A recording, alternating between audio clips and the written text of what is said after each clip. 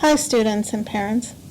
This video is geared toward high school students with IEPs who are considering enrollment in college after high school graduation, who want to know what happens to my IEP when I go to college. First, let's look at what an IEP is and the law that governs it. An IEP is a requirement of Part B of the Individuals with Disabilities Act, or IDEA. It is individualized. It's a way for teachers, parents, school administrators, related service providers, and the student to work together to improve the educational results of the student. It guides the delivery of special education supports and services. You may have heard of 504 plans. One of the major differences between a 504 and an IEP has to do with the flexibility of procedures. With a 504, there are less specific procedures and fewer regulations in terms of compliance. With an IEP, the regulations are more specific in terms of timeframes, parental participation, and formal paperwork. A 504 is for the lifespan of the student, whereas an IEP covers the student from ages 3 to 21 or graduation from high school.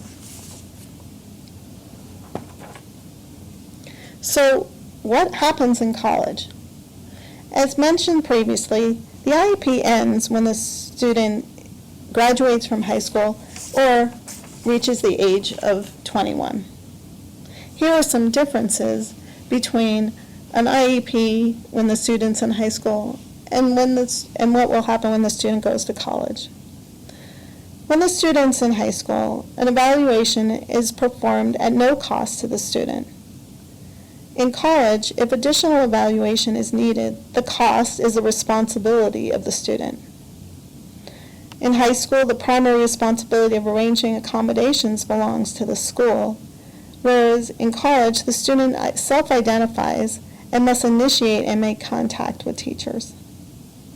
In high school, the parents have access to records and participate in the process and advocate for the student.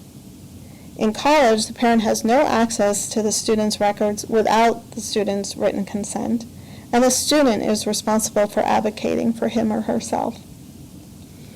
Some things that can happen in high school might include modifying or altering the pace of a class. Colleges are not required to modify or alter paces of class.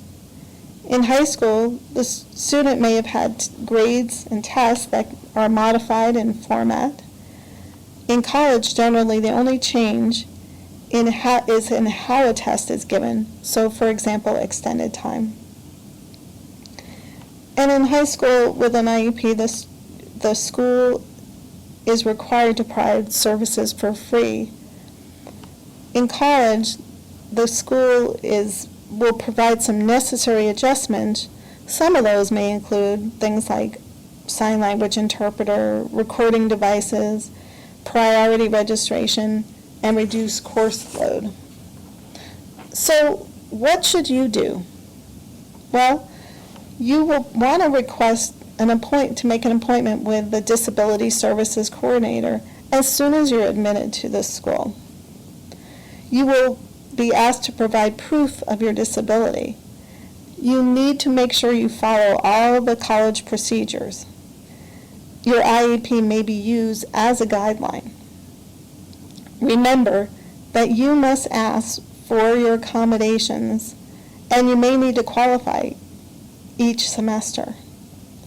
You need to seek out tutoring, and you need to advocate with your teachers. Best of luck to you, and look for further resources on our Google site for students with IEPs going to college.